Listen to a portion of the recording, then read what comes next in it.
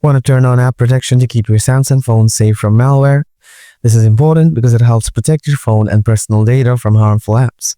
Don't worry, this video will show you exactly how to enable app protection in your device. Let's get started. Method 1. Using security and privacy. First, go to the settings, then scroll down a little bit. Find out the security and privacy. After that, tap on app security. Next, tap on app protection. Now tap on turn on. It will ask you to scan your phone. Tap on scan phone. It will scan your phone.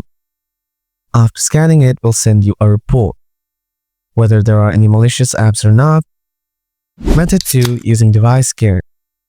Open up the settings, then scroll down a little bit. After that, tap on device care.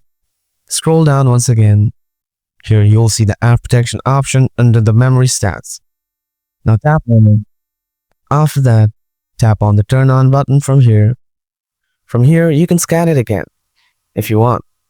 That's it for today. I hope you liked the video. If you have any questions, just drop them in the comments below. Thanks for watching.